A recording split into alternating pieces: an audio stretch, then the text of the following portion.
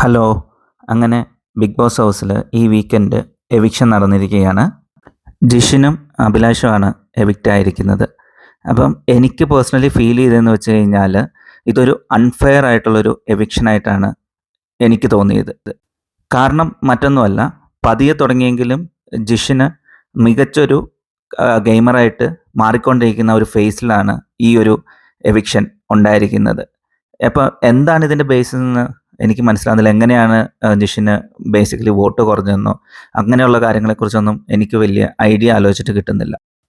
May be last week കൊടുത്ത task, മറ്റേ കിച്ചണിലെ കുറച്ച് തർക്കങ്ങളൊക്കെ മേ ബി നെഗറ്റീവായിട്ട് പുള്ളി അഫക്റ്റ് ചെയ്തിട്ടുണ്ടാവും എന്നാണ് എനിക്ക് തോന്നുന്നത്. അപ്പം എന്തായാലും ഹൗസിലെ ബാക്കി മെമ്പേഴ്സിനെ വെച്ച് കമ്പയർ ചെയ്യുമ്പം പുള്ളി അവിടെ നിൽക്കാൻ അർഹനായിരുന്നു എന്ന് തന്നെയാണ് എനിക്ക് സ്ട്രോങ് ആയിട്ട് ഫീൽ ചെയ്യുന്നത്.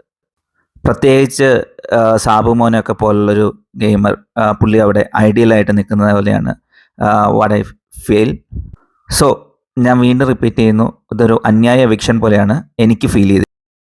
പിന്നെ എന്തു തന്നെ ആയാലും ഹൗസിൽ ആദ്യം വന്നൊരു ജിഷിനല്ല പുറത്തു പോയേക്കെന്നുള്ള കാര്യത്തിൽ യാതൊരു സംശയമില്ല. പുള്ളി അത്യാവശ്യം കുറച്ച് ഫാൻസിനെയും പുള്ളിയുടെ നല്ല കുറച്ച് പെരുമാറ്റങ്ങൾ, കുറച്ച് നല്ല മൊമെൻറ്റ്സ് കൊണ്ട് പുള്ളിക്ക് നല്ലൊരു ഇമേജ് തന്നെ ഉണ്ടാക്കിയെടുക്കാൻ സാധിച്ചിട്ടുണ്ട്. നമുക്ക് എന്തായാലും ബാക്കിയുള്ള എപ്പിസോഡുകൾ കാത്തിരുന്ന് കാണാം. Thank you.